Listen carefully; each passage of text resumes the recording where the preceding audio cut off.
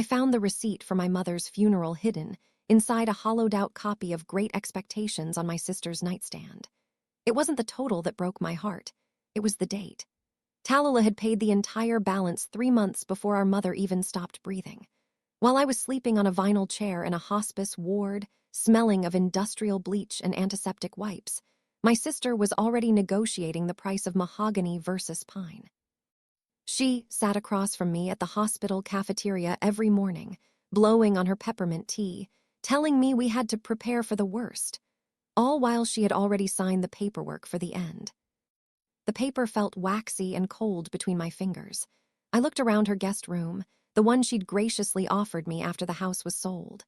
The walls were a shade of quiet gray that felt like an insult. Downstairs, I could hear the rhythmic clink-clink-clink of silver hitting porcelain. Talulah was setting the table for the legacy dinner, a tradition she'd invented to honor our mother, though it felt more like a victory lap. I folded the receipt and tucked it into my bra, the sharp corner of the paper digging into my skin. I needed that sting. It reminded me that I wasn't crazy. "Carries, are you coming down? The roast is resting." Talulah's voice drifted up the stairs.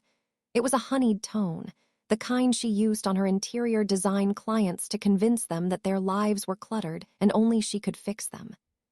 I took a breath, smoothed my black silk blouse, and caught my reflection in the vanity mirror. I looked tired. My hair, a darker, muddier brown than Talulah's golden highlights, was pulled back too tight. I looked like the daughter who stayed. She looked like the daughter who escaped and returned only to claim the prize. When I reached the dining room, the air smelled of rosemary and expensive butter. My brother-in-law, Bram, was already pouring the wine.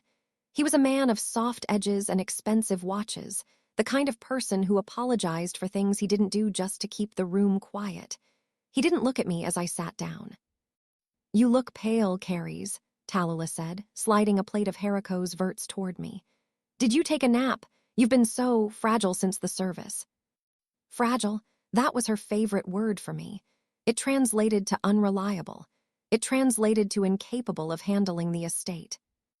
"I wasn't napping," I said, my voice steadier than I expected. "I was looking for a book, in your room." The clinking stopped. Bram froze with the wine decanter midair. Talulah didn't blink. She reached out and adjusted the centerpiece, a glass bowl filled with smoothed river stones and a single white orchid. "Oh, find anything interesting?" she asked. Her eyes were like shutters closing me out. "Just a reminder of how organized you are," I replied. I picked up my fork. It was heavy, part of the heirloom set that was supposed to be split between us, yet somehow all 12 place settings were here in her house on her table. "You always were the one to plan ahead, Talulah, even when the rest of us were still hopping for a miracle."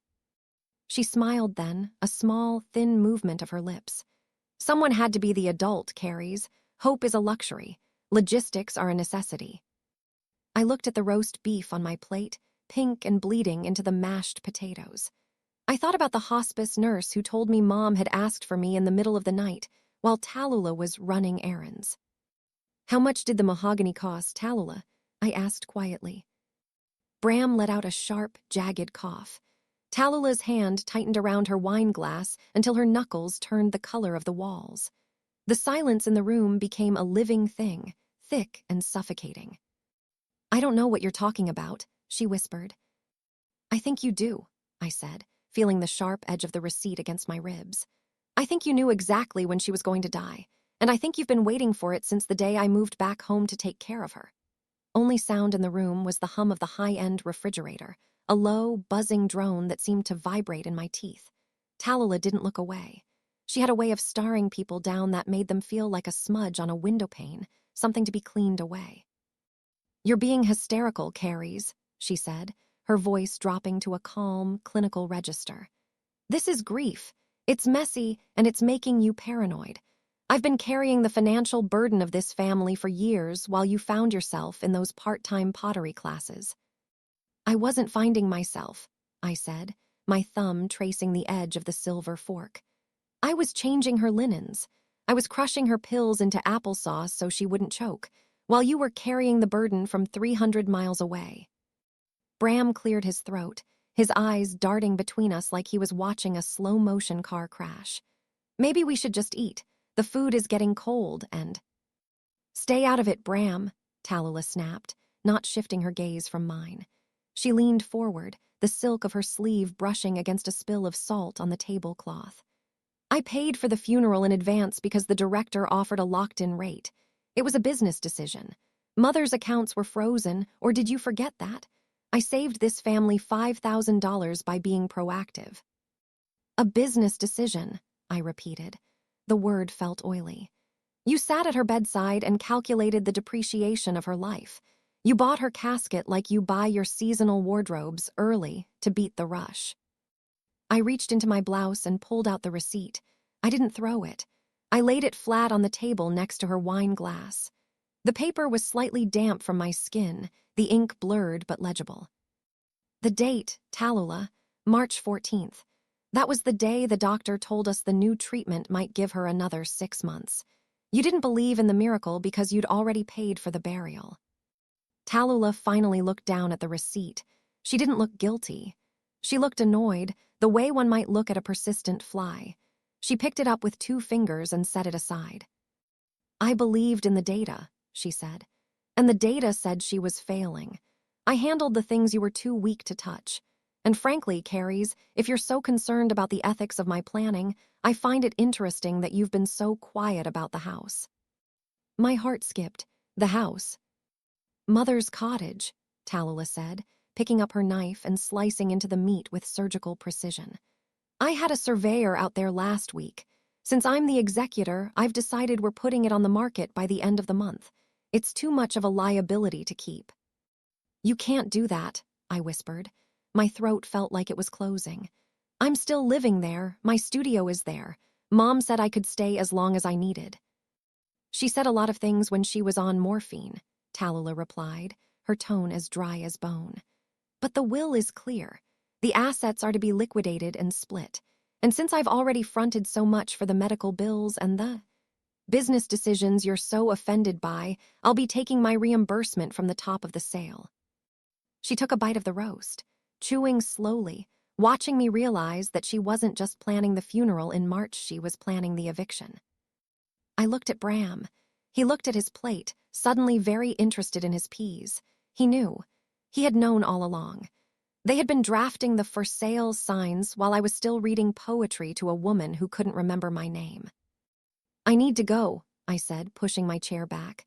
The legs screeched against the hardwood, a harsh, jagged sound.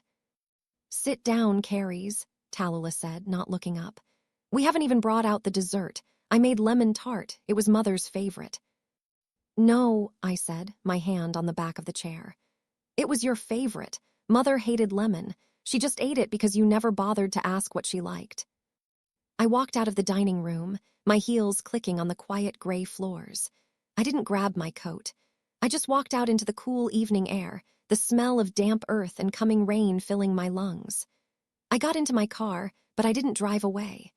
I sat there in the dark, watching the warm, golden light of her perfect dining room through the window. I looked at my hands. They were stained with a bit of the red juice from the roast beef. I looked like I had blood on my hands, but as I gripped the steering wheel, I realized the blood wasn't mine. It was the family's. And Talulah was already holding the knife for the next cut. The cottage didn't welcome me back. It just held its breath. I sat on the floor of my studio, which was really just the enclosed sun porch at the back of the house, and watched the moon crawl across the floorboards. The air here still smelled like her, a mixture of lavender water, old paper, and the metallic tang of the oxygen tank that had lived in the corner for 2 years. Talulah's threat hung in the air like humidity. Liquidated, a cold, clinical word for erasing a life. To her, this house was a set of square footage and a neighborhood comp. To me, it was the height marks notched into the kitchen doorframe and the way the third step groaned in a specific D minor when you stepped on it. I pulled a cardboard box toward me. I had started packing weeks ago, but tonight the task felt different. It felt like an autopsy. Inside the box was a stack of my mother's old planners. My mother, Alara, had been a woman of frantic, beautiful habits. Every day of her life was recorded in messy cursive. I opened the one from last year, flipping through the pages of doctor's appointments and grocery lists. And then I saw it. Tucked into the flap of the December page was a small, hand-drawn map on a cocktail napkin from a local bistro. It was Mother's handwriting, but it was shaky. Underneath a sketch of the oak tree in the backyard, she had written, "For Carrie's, what Talulah doesn't see." My breath hitched. My mother had known. Even through the fog of the morphine and the exhaustion of her failing heart, she had seen the shadow of her eldest daughter's ambition. She knew Talulah treated the world like a spreadsheet where everything eventually had to balance to zero. I grabbed a flashlight and headed out the back door. The grass was long and wet, soaking the hems of my trousers. The oak tree stood at the edge of the property, a massive, gnarled sentinel that had seen us grow from children into strangers. I knelt at the base, the mud yielding under my knees. I started to dig with my bare hands, the cold earth wedging under my fingernails. I didn't care about the silk blouse or the fragile sister Talulah thought I was. I dug until my fingers hit something hard and synthetic. It was a small, airtight plastic container, the kind people use for leftovers. Inside wasn't gold or jewelry. It was a thick envelope and a USB drive. I crawled back to the porch, my heart hammering against my ribs like a trapped bird. I plugged the drive into my laptop, my hands shaking so hard I had to try 3 times to hit the port. The screen flickered to life. There was only one file, message to Carrie's MP4. I clicked play. The video was grainy, shot on Mother's old tablet. She was sitting in her favorite armchair, the one Talulah had already tagged for the estate sale. She looked thin, her skin like parchment, but her eyes, the same deep, flinty amber as mine, were sharp. "Carrie's," she whispered, leaning toward the camera. "If you're watching this, Talulah is already counting the silverware. I'm sorry I couldn't stop her. She's always been hungry in a way I couldn't feed." She paused, a fit of coughing shaking her small frame. She took a sip of water, her hand trembling. "I've hidden the real deed to the cottage, Carrie's. The one in the safe at the bank is a draft. I changed the title 4 months ago. The house isn't part of the estate. It belongs to you and only you, but you have to be careful. Talulah has already tried to have me declared incompetent twice this year. She doesn't know I found the letters from her lawyer." My blood went cold. Talulah hadn't just been planning a funeral. She had been trying to erase our mother's mind while she was still using it. "Inside the envelope," Mom continued, her voice growing weaker, "are the logs I kept. Every time she came over and tried to make me sign things I didn't understand. Every time she lied about your instability to the doctors. Use them, Carrie's. Don't let her turn our home into a business decision." The video cut to black. I sat in the silence of the porch, the blue light of the laptop reflecting in the window. I looked down at the envelope. I opened it and pulled out a series of handwritten notes, dated and timed.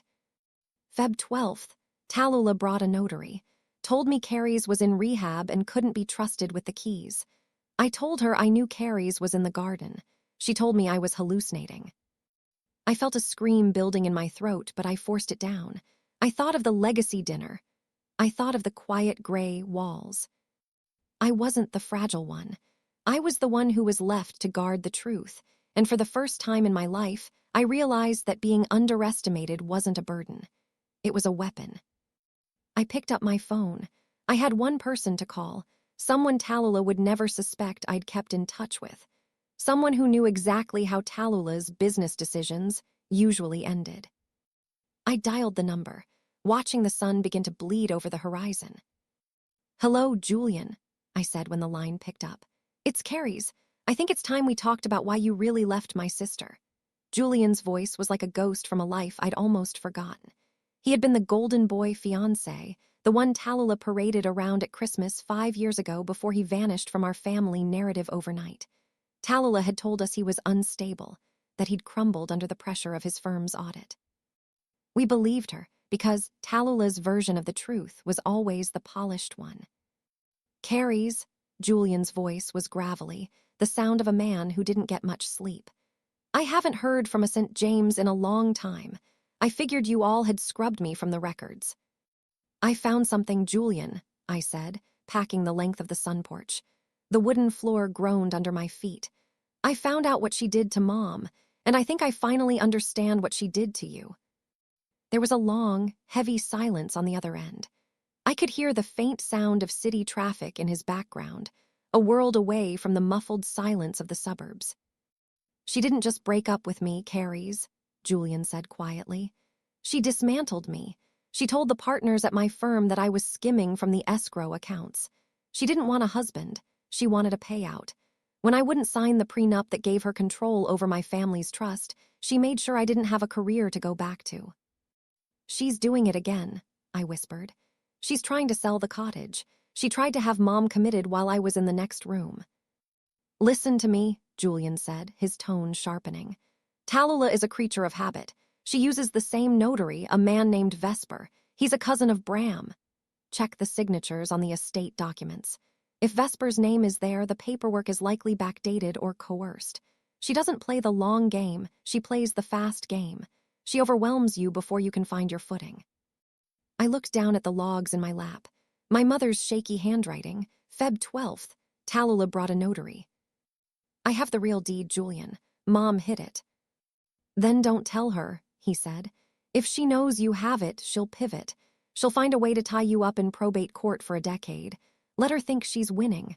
Let her list the house. Let her spend the money she doesn't have yet. After I hung up, I felt a strange, cold clarity. I didn't feel like the grieving daughter anymore. I felt like a hunter. I spent the next 3 hours scanning every page of Mom's logs. The details were devastating. Talulah hadn't just been cold. She had been cruel. She had taken Mom's cell phone away for repairs when Mom tried to call her lawyer. She had told the hospice staff that I was prone to episodes and that all medical decisions had to go through her. Around 10:00 a.m., a sleek white SUV pulled into the gravel driveway. Talulah hopped out, dressed in a crisp linen suit the color of bone. She was carrying a for sale sign tucked under her arm like a trophy. I met her on the porch. I didn't wash the dirt from under my fingernails. I wanted her to see the grime. Carrie's darling, she said, squinting at the sun. I've called the stagers. They'll be here Wednesday. We need to clear out all this. She waved a hand vaguely at my pottery wheels and the jars of clay. It's a bit starving artist, isn't it? Prospective buyers want to see a lifestyle, not a hobby. A lifestyle, I repeated. I leaned against the porch railing. And what lifestyle is that, Talulah? The kind where you sell a house that isn't yours. She paused, the sign clattering slightly against the porch steps. She gave me that pitying smile, the one she used for children and the elderly. We discussed this at dinner. I'm the executor. I have the legal authority to settle the debts. And believe me, Mother left a lot of them, the medical bills alone. I saw the bank statements, Talulah, I lied. I watched her eyes. Mom's insurance covered 90%. The other 10% came out of the savings account you emptied in April. The smile didn't falter, but her neck flushed a deep, angry red. I moved those funds into a high-yield account for the estate, she said smoothly. You wouldn't understand the nuances of wealth management. Now, be a dear and move your crates. The photographer needs the light in this room. She pushed past me, the scent of her expensive perfume clashing with the smell of the damp earth. As she stepped into the sun porch, she stopped. Her eyes fell on the laptop, still open, the video of our mother frozen on a frame of her thin, accusing face. Talulah's back went rigid. For the first time in my life, I saw her shoulders tremble. Where did you get that? She asked, her voice no longer honeyed. It was sharp, like a razor blade hidden in a silk glove. Mom left me a breadcrumb trail, I said, walking up behind her. I was taller than her, a fact she usually masked with heels, but today I felt like a giant. She knew you were coming for the silver, Talulah. She just didn't realize you'd already bought the polish. Talulah didn't turn around immediately. She stood perfectly still, staring at the frozen image of our mother's face on the screen. The sun porch, usually so warm and filled with golden dust motes, felt like a tomb. I watched the muscle in her jaw twitch, the only sign that the businesswoman was scrambling to rewrite the script in her head. A video, she finally whispered, turning to face me. Her expression was curated, a mask of weary concern. Carries, this is exactly what I was talking about. Mother's dementia was further along than you wanted to admit. She was paranoid. She was filming things, hiding things. She even thought the mailman was a spy for a week, remember? She wasn't paranoid about you, I said, my voice low and steady. She was observant. There's a difference.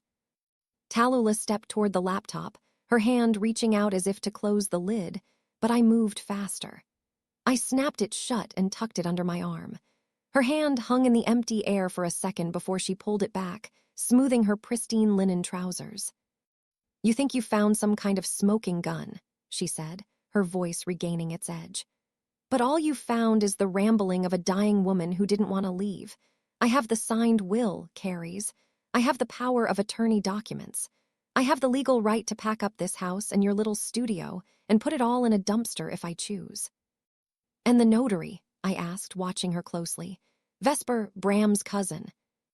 The color drained from her face so quickly it was as if a plug had been pulled. The name Vesper was the crack in the foundation. She hadn't expected me to have a name. She hadn't expected me to have a map of her shadows.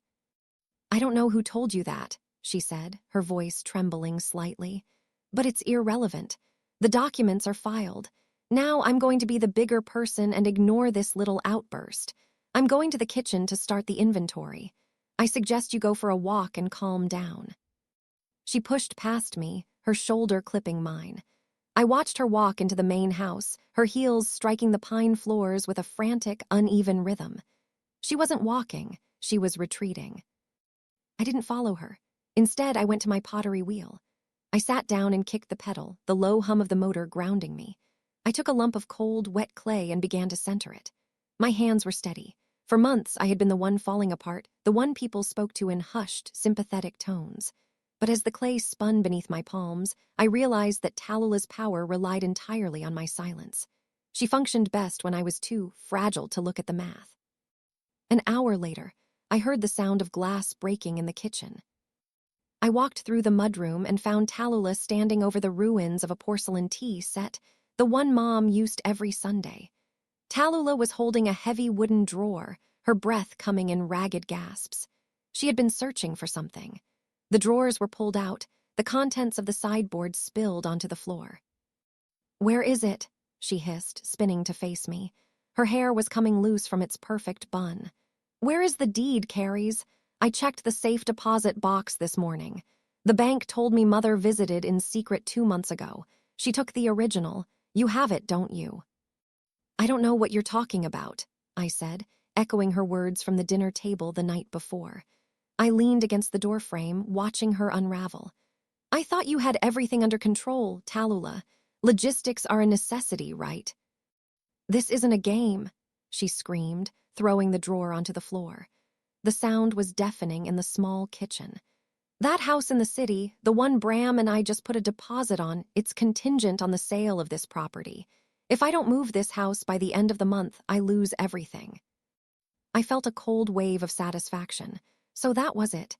It wasn't just greed, it was a deadline. She had spent money she didn't have, betting on a dead woman's silence. "You gambled with Mom's roof," I said, my voice cold. "You tried to evict your own sister to pay for a house with quiet gray walls. You're not an executor, Talulah. You're a vulture." "Give it to me," she said, stepping over the broken porcelain, her eyes wild. "Give me the deed, or I will call the police and tell them you're trespassing. I'll have you removed from this property by tonight." "Go ahead," I said, pulling my phone from my pocket and hitting a button. Julian's voice filled the kitchen. "The signatures on the February documents are forged, Talulah." The recording of our earlier call played out. "I have the forensic auditor ready. If you try to move that house, I'm calling the DA." Talulah stopped. She looked at the phone in my hand like it was a live grenade. The silence that followed was different than the ones before. It wasn't the silence of a secret. It was the silence of a trap snapping shut. "You talked to him," she whispered, her face twisted in a mask of pure, concentrated hatred. "You went to the one person who hates me more than you do." "No," I said, stepping closer until I could see the sweat on her upper lip. "I went to the one person who knows how you operate. And now, Talulah, we're going to talk about a new business decision." one where you walk away with nothing. Talulah's laughter was a jagged, ugly sound that didn't fit the morning light. She leaned back against the counter, her fingers gripping the edge of the marble until her knuckles turned white. A forensic auditor? You think Julian has the spine for a legal battle? He's been hiding in a rent-controlled apartment for 5 years, nursing his bruised ego. He's a ghost, Carries, and ghosts don't win in court. He's not the one suing you, I said, my voice dropping an octave. I am, or rather, I'm letting the bank do it for me. I called them an hour ago to report irregularities in the power of attorney filings. They've already flagged the account you emptied. They call it elder financial abuse when the signatures don't match the handwriting on file from 20 years ago. The air seemed to leave the room. Talulah's bravado didn't just crack, it dissolved. She looked at the wreckage of the tea set on the floor, the delicate hand-painted roses shattered into jagged white shards. For the first time, she looked her age. The lines around her eyes were deep, carved by a lifetime of pretending that she was the only one who knew how the world worked. I did it for us, she whispered, a desperate last-ditch pivot. The inheritance tax alone would have eaten this house alive. I was protecting the equity. If I didn't move that money, the state would have taken it for her care. Do you have any idea how much those hospice nurses cost per hour? I was saving your future, you ungrateful. My future was in that room with her, I interrupted. My future was holding her hand while you were at a design conference in Palm Springs. Don't lie to me about protection. You were protecting your down payment on a life you can't afford. I walked past her into the living room. It was a space frozen in time. Mom's knitting basket still sat by the hearth, a half-finished scarf with the needles still poked through a loop of sage-green wool. Talulah followed me, her footsteps heavy and dragging. "What do you want?" she asked. The honey was gone. The steel was gone. There was only the raw, vibrating edge of a woman who had run out of exits. "I want you to leave," I said, not turning around. "I want you to go back to your quiet gray house and tell Bram that the deal is off. I want you to sign a renunciation of your executor status. If you do that, I'll tell Julian to stand down. I'll tell the bank it was a misunderstanding." "And the house," she hissed. "You think you can keep this place up on your own? The taxes, the roof, the plumbing. You'll be broke in 6 months, Carries. You're a potter.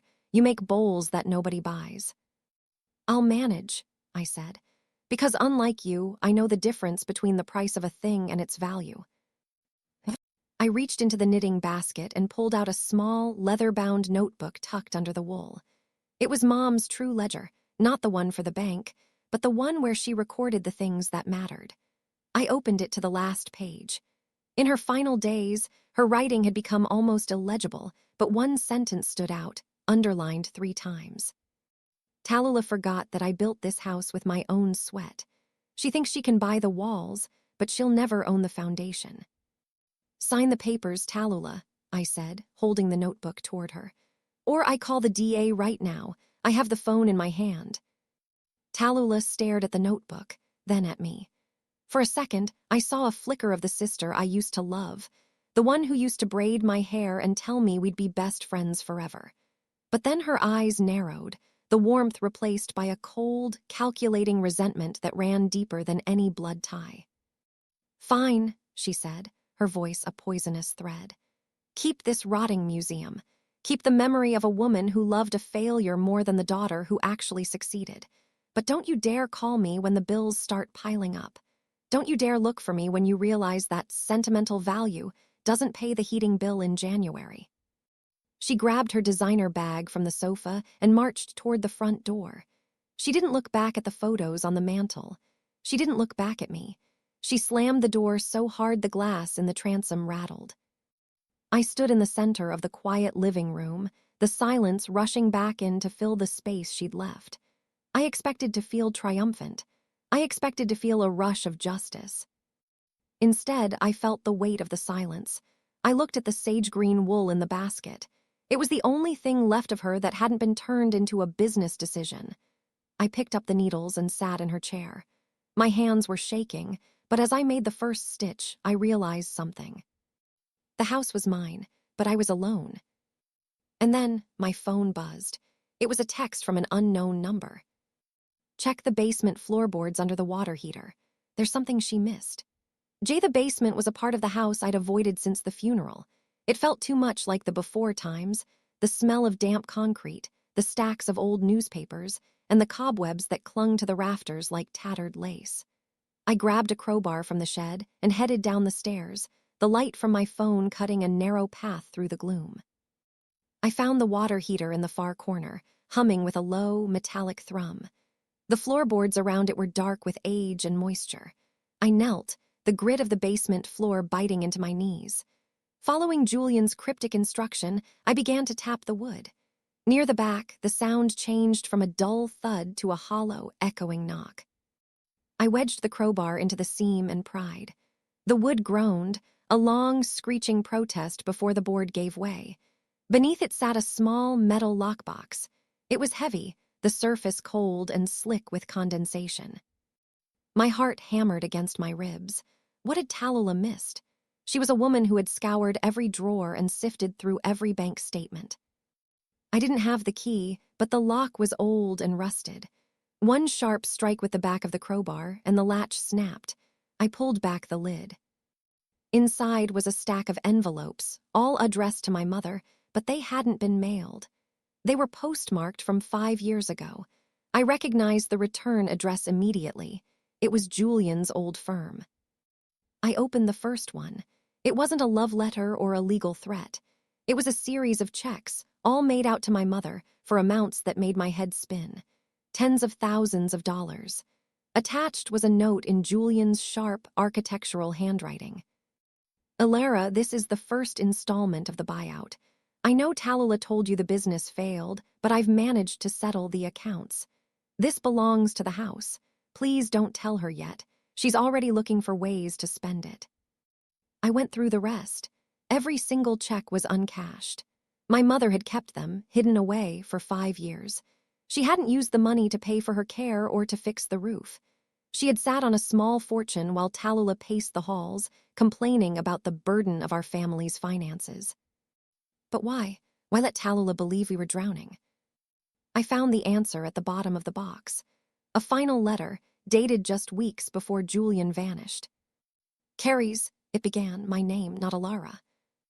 If you're reading this, it means you've finally looked deep enough. I'm leaving because Talulah found out about the buyout. She tried to redirect the funds into an offshore account in her name only. I caught her, but she's threatened to ruin me if I speak up. Your mother knows. We decided together to hide this. She said, if Talulah thinks there is gold in the walls, she will tear the house down to find it. If she thinks we are poor, she will eventually leave us in peace. This money isn't for the house, Carrie's. It's for your exit. Use it to get away from her shadow. I sat on the cold basement floor, the letters scattered around me like fallen leaves. My mother hadn't been fragile or demented. She had been a strategist. She had played the long game, enduring Talulah's sneers and her business decisions, just to ensure that I would eventually have a life that Talulah couldn't touch. The legacy dinner wasn't a tribute to Mom.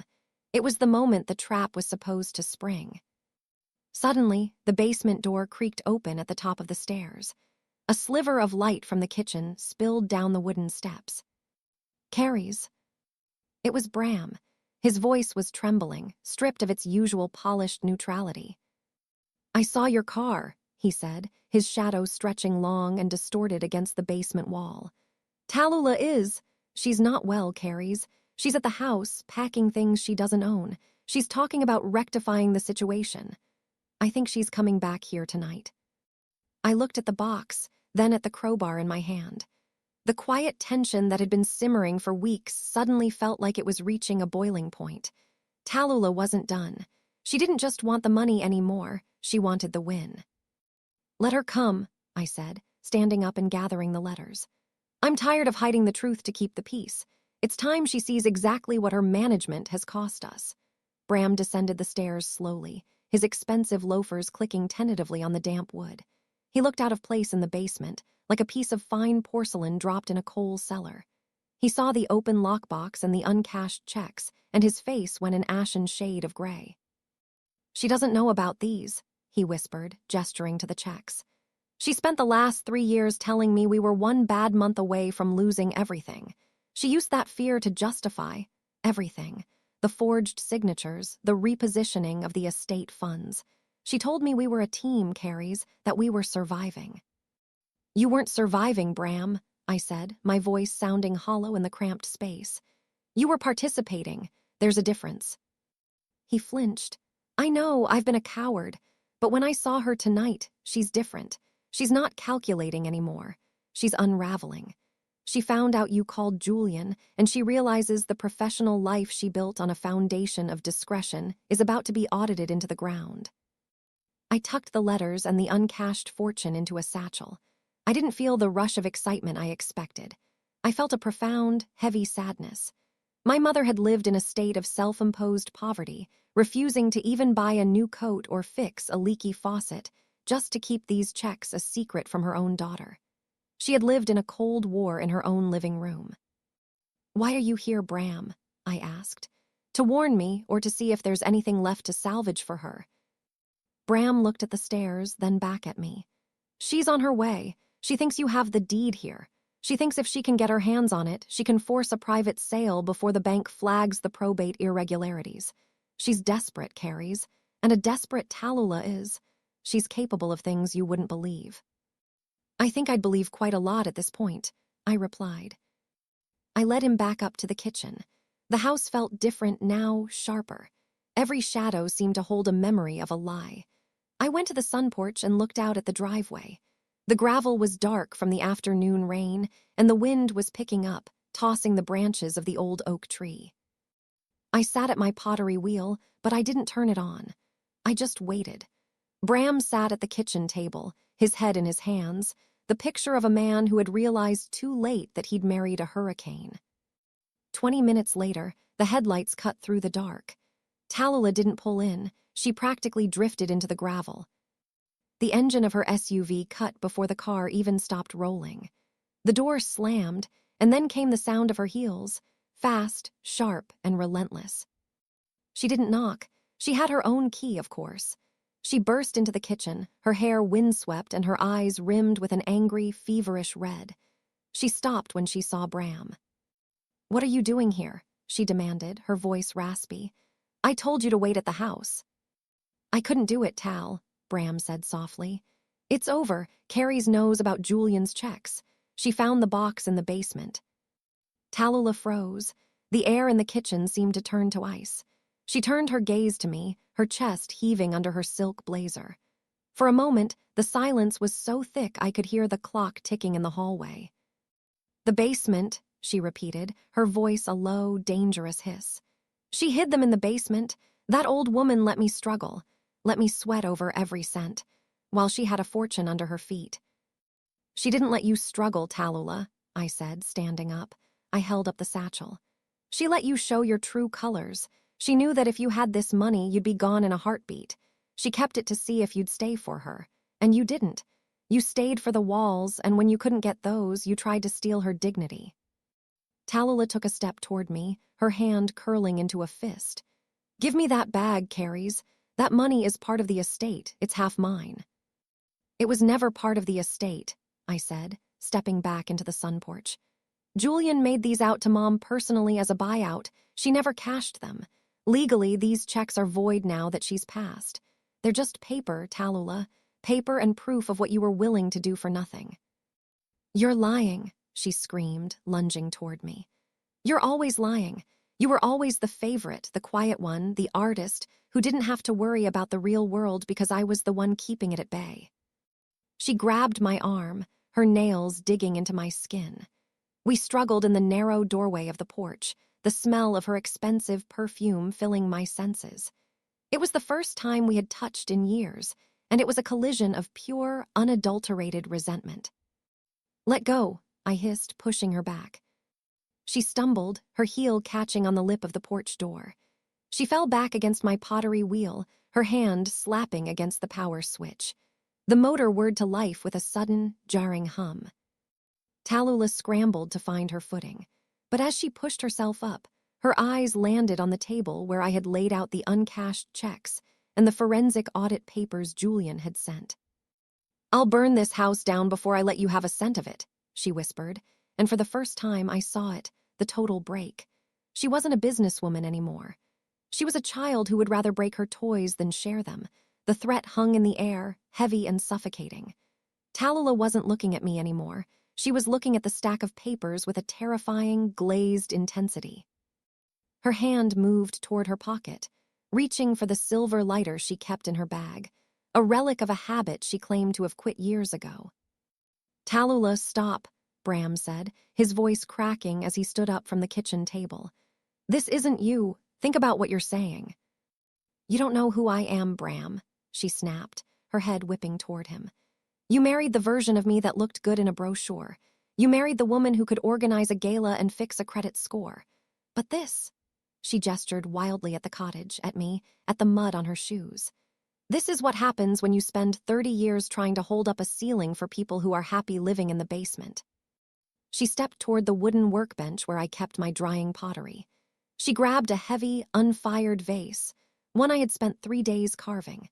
Before I could move, she raised it above her head and slammed it onto the floor. The wet clay didn't shatter. It thudded and slumped into a gray, unrecognizable mass. "Is this what you want to protect, Carries?" she spat, her voice trembling with a manic edge.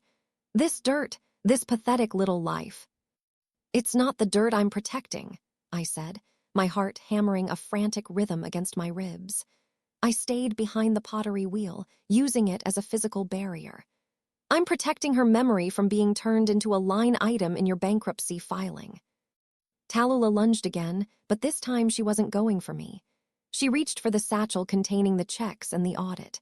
I grabbed the strap, pulling it back, and we were locked in a silent, desperate tug-of-war. Her face was inches from mine. I could see the fine cracks in her foundation, the way her perfect life was fracturing in real time. "You think you're so much better than me," she hissed, her breath hot against my cheek. "But you're just as selfish. You let her die so you could have this place to yourself. You played the martyr so you could inherit the throne of a kingdom made of dust." With a sudden, violent jerk, she ripped the bag from my hands. But she had pulled too hard.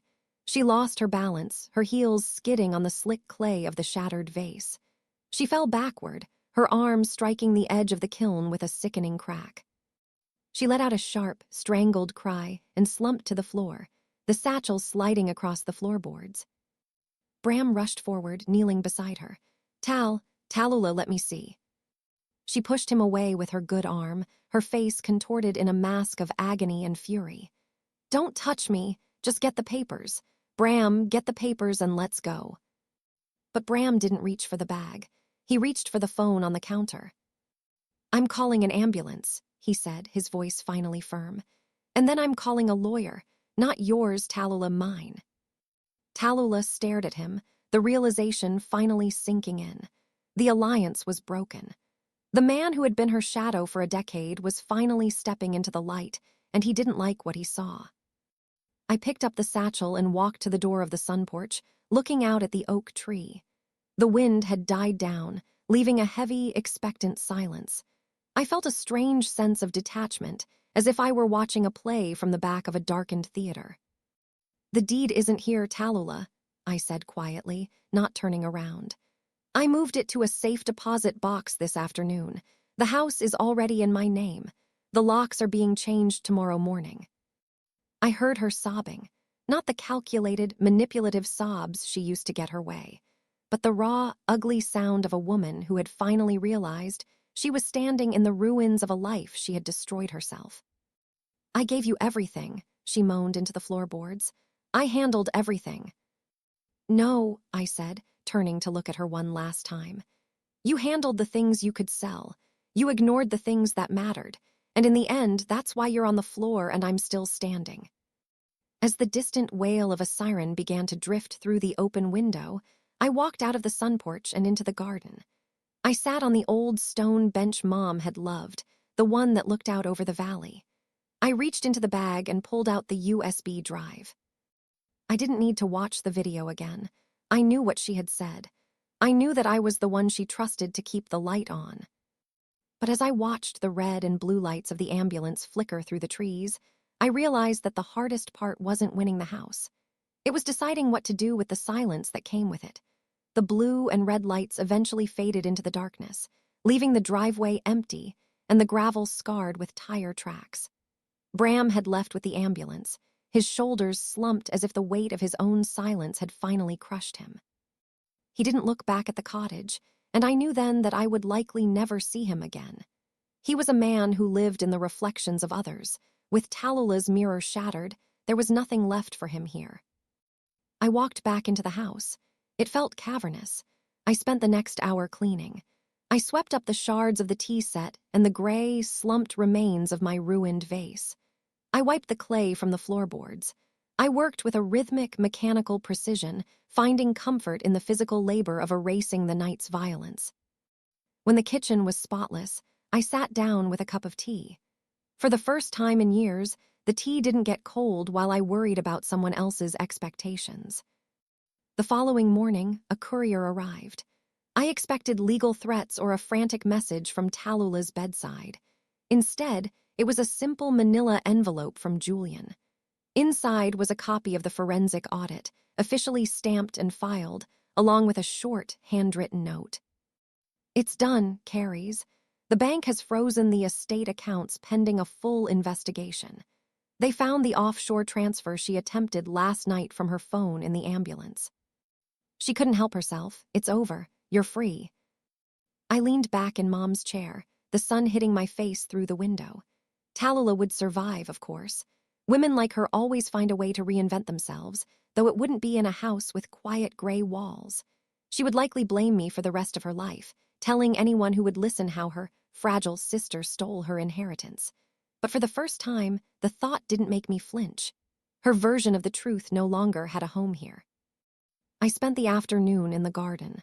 I took the uncashed checks from the basement, the fortune that had cost us so much peace, and I didn't take them to the bank. Instead, I went to the old stone fire pit at the edge of the property. One by one, I fed the papers to the flames. I watched the ink of Julian's architectural handwriting curl and blacken. I watched the names, and the numbers turn to ash and float away into the summer sky. Some might call it foolish. To me, it was the only way to truly clean the house. That money was the bait in the trap that had kept my mother and sister at war. It was the gold in the walls that had turned Talulah into a vulture and my mother into a ghost. I didn't want a life built on a secret hoard. I had the house, I had my hands, and I had the truth. That was enough of an inheritance. Weeks passed. The for sale sign Talulah had brought was currently leaning against the trash bins at the curb, waiting for the Monday pickup. My studio was no longer a hobby. I had a wait list for the new series of vases I was throwing, vases that were thick, sturdy, and unpolished. One evening, as the sun dipped behind the hills, I found myself back at the oak tree. I reached into my pocket and pulled out the USB drive.